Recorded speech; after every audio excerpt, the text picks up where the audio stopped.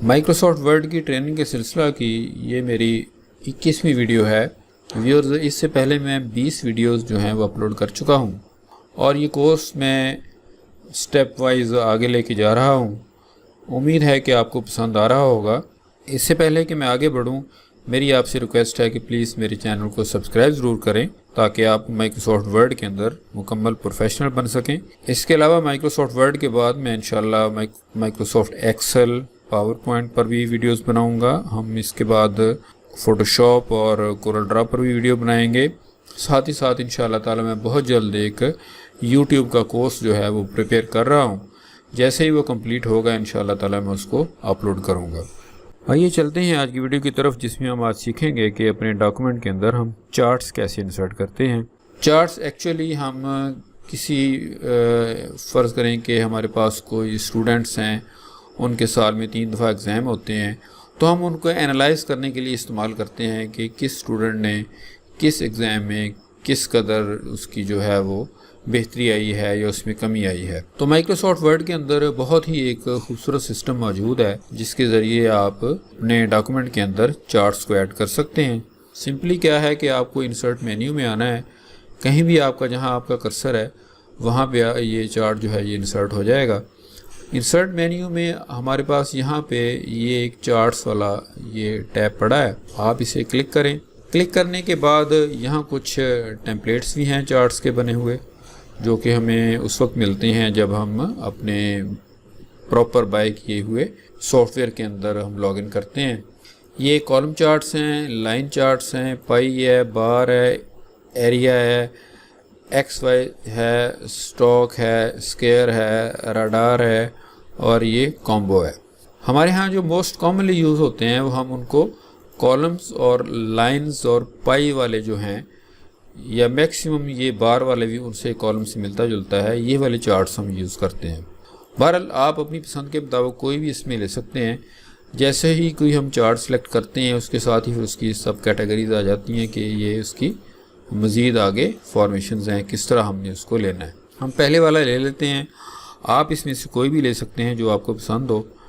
तो एक ही जो आपकी होंगी रीडिंग्स, उनके ऊपर आप डिफरेंट तरह के चार्ट्स जो हैं वो अप्लाई कर सकते हैं।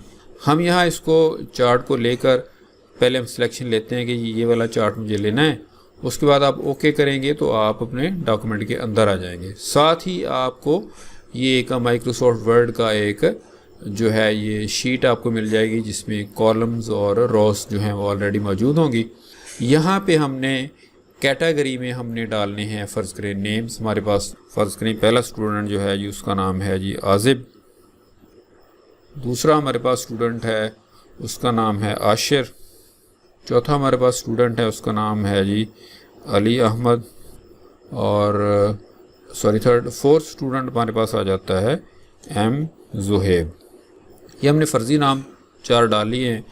साथ ही आपने ये जो सीरीज़ हैं इनमें आप फ़र्ज़ करें आप दे लेते हैं अपने जो आपके मज़ामीन हैं, सपोज़ के फ़िज़िक्स है, केमिस्ट्री है, और इसके बाद आप कह लें कि बायो है। ये 4 चीज़ें जो हैं, 3 हमारे पास आ गई हैं, बुक्स के नेम आ गए, और ये 4 हमारे पास स्टूडेंट हैं। हमने इनके मार्क्स यहाँ पे हम फ़र्ज़ी मार्क्स दे लेते हैं। सपोज़ के इसके पहले एग्ज़ाम में 80 थे, सेकंड एग्ज़ाम में इसके 82 हो गए, फिर इसके 79 हो गए। और इसी तरह आशिर है, उसकी 79 थी, दूसरे में उसने 85 ले लिए और फिर तीसरे में जाके वो 69 पे आ गया। इसी तरह अली अहमद है, ये फ़र्ज़ करें कि है जी 69 पे है, फिर ये 86 पे गया, फिर ये 75 पे आ गया। इसी तरह हमारे पास जो ज़ुहेब है वो आ गया जी हमारे पास 59 पे है, उसके बाद ये आ गया 66 पे, उसके बाद ये 78 पे आ गया। तो ये हमने इसमें देखें कि चारों चीज़ों को, चारों स्टूडेंट्स को हमने 3-3 बुक्स का उनका जो है वो डाटा यहाँ पे एंटर किया है।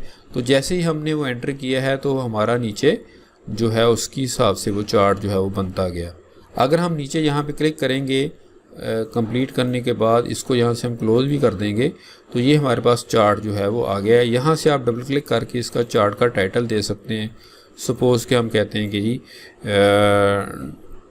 10th जो है वो बी है, 10th बी के ये बच्चे हैं जिनका ये डाटा हमारे पास है।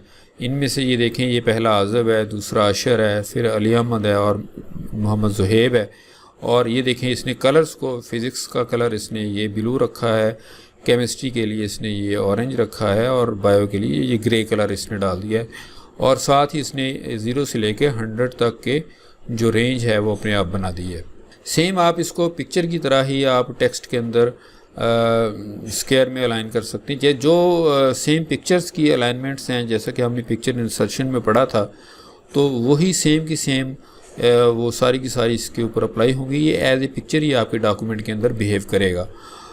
इसके अलावा ये चार्ट जो हैं ये आप किसी और मकसद के लिए भी इस्तेमाल कर सकते हैं। अपनी मंथली प्रोग्रेस जो हर महीने, फ़र्ज़ करें कि आपका बिज़नेस है, उसमें हर महीने कितनी प्रोग्रेस या कमी आ रही है, उसको आप बाई चार्ट अगर स्टडी करना चाहें तो यहाँ पे हम वो कर सकते हैं। किसी आदमी के हेल्थ की स्टेटस के बारे में, ब्लड प्रेशर के बारे में, या कोई और उसका जो भी ज़रिया आमदन है उसके ऊपर, या उसकी अटेंडेंस के ऊपर, डिफरेंट तरह की आपकी रिक्वायरमेंट हो सकती हैं जिन्हें आप चार्ट के अंदर मुख्तलिफ तरीके से आप अप्लाई करके देख सकते हैं। जैसे हम इसको यहाँ पे सिलेक्ट करते हैं चार्ट को, चार्ट के मेन फ्रेम को, तो आप इसमें ये फॉर्मेट में डिज़ाइन वर्ड में अगर आएंगे तो यहाँ से आप इसके डिफरेंट जो डिज़ाइंस हैं वो यहाँ से बदल भी सकते हैं। आप इनको यहाँ से चेंज करके देख सकते हैं। ये देखिए, ये हमारे पास बहुत सारे फॉर्मेशन हैं। जो भी फॉर्मेशन आपको पसंद हो वो आप यहाँ से ले सकते हैं। तो व्यूअर्स, ये एक मुख्तसर सी वीडियो थी जो मैंने चार्ट्स के ऊपर आपको डिलीवर की है। मुझे उम्मीद है कि चार्ट्स के मतलब आपका कॉन्सेप्ट किसी हद तक क्लियर हो गया होगा। अगर किसी डॉक्यूमेंट में हमें नेक्स्ट इंशाल्लाह हम डॉक्यूमेंट्स जो हैं वो बनाएंगे, लंबे डॉक्यूमेंट्स के ऊपर हम बात करेंगे, तो वहाँ उनके अंदर भी अगर हमें चार्ट्स की ज़रूरत पड़ेगी तो वहाँ पे हम मज़ीद डिस्कस कर लेंगे। अगर आपको इसके मतलब की क्वेरी हो, कुछ आपने पूछना हो, तो प्लीज़ आप मुझे कमेंट कीजिए, मैं आपको उसका प्रॉपरली आंसर करूँगा। तो मुझे उम्मीद है आपने मेरे चैनल को सब्सक्राइब कर लिया होगा। इसी के साथ मैं आपसे इजाज़त चाहूँगा। अल्लाह हाफ़िज़।